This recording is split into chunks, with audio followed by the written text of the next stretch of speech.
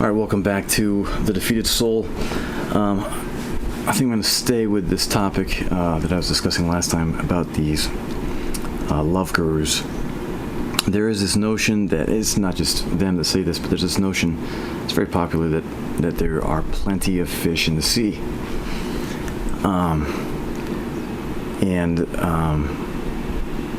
I think that there's problems with that. I think you may notice I'm always raising problems with these different things. My critique on this notion that there are plenty of other fish in the sea. Yeah, there are plenty of other fish in the sea, yes, but how many, interruptus angelfish are there? That rare species, right? How many of those are out in the sea? Probably not quite so many.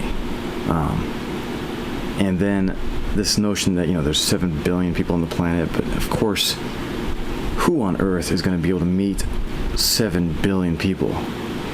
Or to hunt down the right person out of 7 billion? I mean, just think about the cost that would require to fly across the world to all these different places. I mean, I don't think you could afford it. Yeah, so you're not going to locate very many people at all of those 7 billion. So you have to consider that first. And then you have to consider there's kids, right? And obviously they're going to be off the list. There's old people, they're off the list. And then you have married people, or you got all kinds of qualifiers that reduce your sphere of choices considerably. But given all that,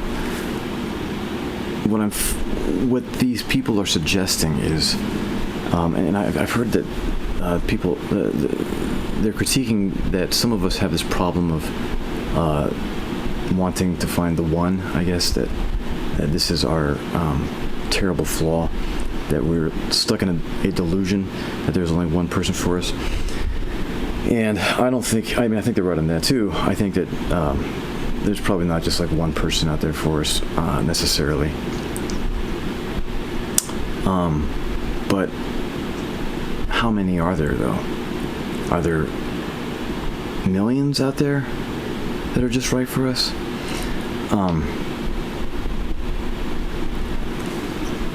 I feel like all these people presume the notion of fungibility, that human beings are fungible. And the word fungible simply means that they can be easily traded. So dollars are considered fungible because they're fungible goods, because the value of $1 is equal to the value of another dollar, and you can trade them, swap them, and there's no difference in any of those products. So if you were to buy corn, I guess that's pretty fungible too. You can trade corn pretty easily. There's no real additional value in one cob in the corn versus another cob in the corn. But I would argue that the same is not true of human beings. They are not fungible. They are not fungible.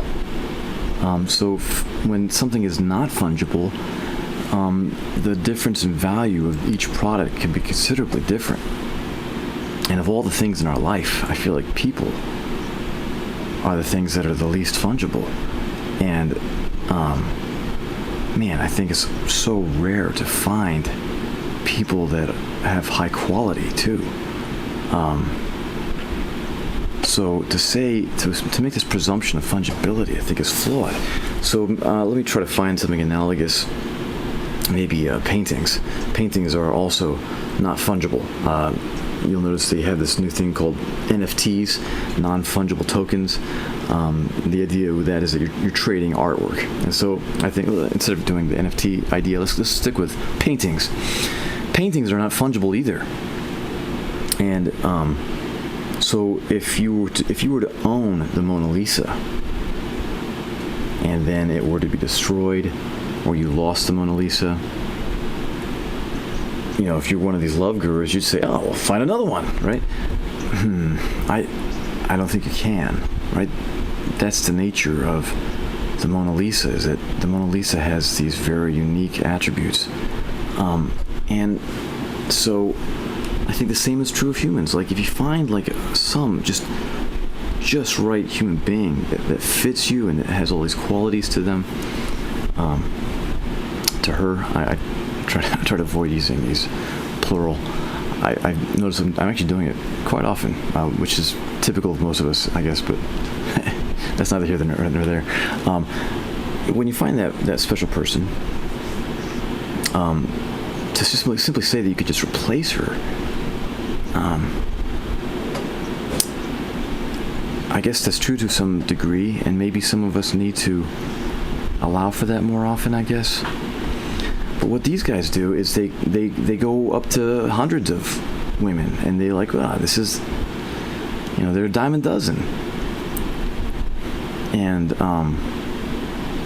so I actually think that they have an honest perception of human beings, or we'll say women, as being fungible. I honestly think that they look at them and they think that they truly believe them to be fungible. That the quality and value of one is not that far off from the quality and value of the others. And a person who thinks that way, I don't think they've ever experienced true love.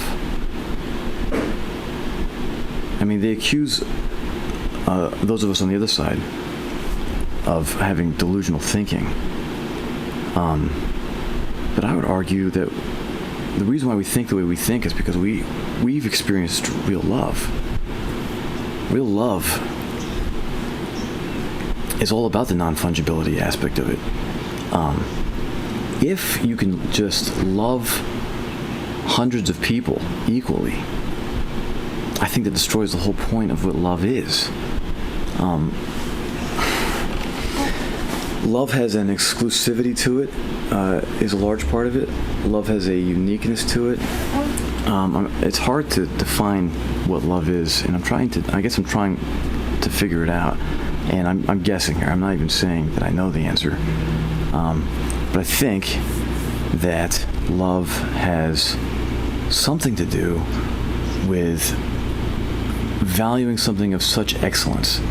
And excellence not in the person per se, but excellence in the bond, excellence in the relationship. There is a particular relationship that grows out of two people. I'm kind of going back to Aristotle here. Aristotle believed, that people are by nature parts, not wholes. They are not whole. And so he said that when the two people come together, something greater than the parts emerges. And that's not the terms he used, but that's essentially what he's saying. Something more than the parts, something beyond the parts emerges, and a new metaphysical entity comes into existence. And that new metaphysical entity is the relationship. And the relationship, this is kind of my thinking now. The relationship, I see it as kind of a system of two brains interacting with each other such that their neurons create a whole new neural system. Your brain is a neural system, their brain is a neural system, but when you bring the two together, they become kind of one neural system, and they communicate. Usually, most of your neurons communicate through electricity, but the communication that you have in this particular neural system is also using your nonverbal and verbal communications, right? And so that in that way, it's like Wi-Fi. A great example is what am I thinking of? Cloud computing. So cloud computing is when you have, my understanding of it is that you have a CPU over here and a CPU across the world, and yet they're functioning as if they are one computer. So I think the same thing happens with human beings. They're like cloud computers. There is one human being here, one human being here, and they function as one system.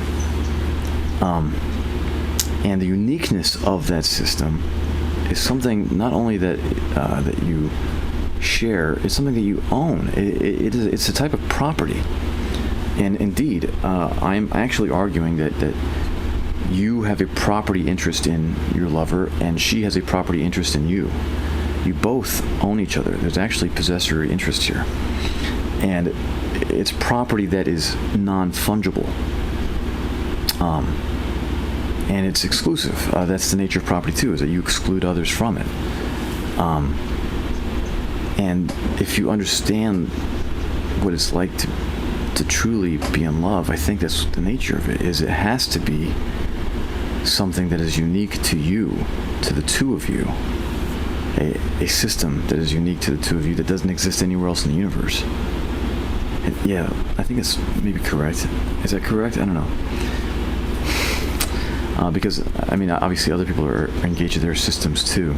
And there's some similarity. All things in the universe are to some degree similar, and all things in the universe are to some degree different. So that makes this kind of a complicated subject too. To some degree, I might be correct to say that there's uniqueness, but all things in the universe are also not unique. So, yeah, that's interesting. I guess I'm stressing the uniqueness of it, and I'm saying that maybe there's something more profoundly unique than there is the same, perhaps. And these gurus are suggesting that everything's more the same. But the more the same you make things, the less and less I feel like it's real love. Because if you could just have this kind of exchange with hundreds of people, well, then where's the value in it, right? In other words, supply goes up. And when supply goes up, price goes down. So if you are valuing a large supply of humans, then the value you attribute to each one is lower and lower and lower. Whereas if you transact with a very small supply of humans, their value goes up and up and up. And this, I think, is why they're wrong. There is kind of a notion of there's the one. It may be more like a few, but it's not the many. And so when they say, you'll be fine, just go out there, you'll find someone else, they just shrug it off so easily. But they're dead wrong about that. Because if their mind has been corrupted to such a degree that they believe that they can find this experience from many people, their supply is high. And if the supply is high, the value is low. Whereas if the things that you treasure are few, then the value of those few things is high. The quality is high. I mean, usually the people that feel this way, I think, go after really high quality people. And I have to agree. I think that's the case. The very few that I've fallen in love with, there's a uniqueness that I cannot, I find extraordinarily difficult to replace. And to just suggest that they're fungible is totally wrong. They're non-fungible. It's the Mona Lisa, right? The Mona Lisa. You can't just lose the Mona Lisa and find another one. I mean, you might go, oh, well, I'll get a Picasso. And I think that's what these gurus are suggesting, is you go get a Picasso. And, I agree to some degree. I think that's probably a smart thing to do. It's probably what you have to do. But for them to kind of shrug it off so easily, that's the issue. Because Picasso is not the Mona Lisa. It's a very different product.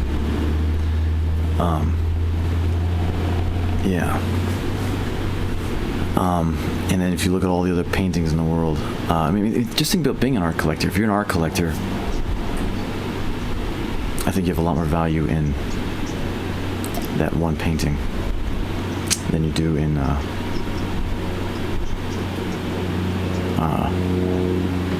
several paintings. I'll have to come back to this and think about it maybe a little bit more later, but I think you get the gist of what I'm saying. There is a deep love for the Mona Lisa, I think. Whoever would own it, right now it's owned by a museum, but whoever would own it would have, I think, a deep love for that thing, and it would be an irreplaceable love. It would be kind of an irreplaceable love. And you could try to replace it with the Picasso if you wanted to. But I think that the person is completely rational if they still pine for the Mona Lisa, if they still look back and they think, man, I lost something absolutely amazing. That's my thought on that. So I guess this kind of, this particular short series of videos, I guess I'm just focusing on these love gurus. I mean, people look up to them so much. I notice it's really interesting, and people presume that there's so much rightness in everything they say, and they, especially them, they presume that they have the rightness and the answer. And I don't see anyone stopping and just being, a critical thinker. I feel like everyone's always got the answer, but nobody's ever asking questions. Everyone's always got so much certainty, but nobody has any uncertainty. And I certainly admire the uncertainty, because I think that certainty is more often than not arrogance. I have certainty in many things, but I think I've earned my certainty about those things. But as you can see, I hope you can see that even when I'm feeling certain about these things, I am willing to say that they are guesses, they are theories. I don't know the answers to things, but I think I have pretty good theories, given the information placed before me, given the things that I know, or things that I perceive, and given my massive lack of knowledge, which the rest of us all have too. Given what is put before me, I think my opinions are fairly correct. But yeah, anyway. Defeated soul. I'll see you guys later. Bye.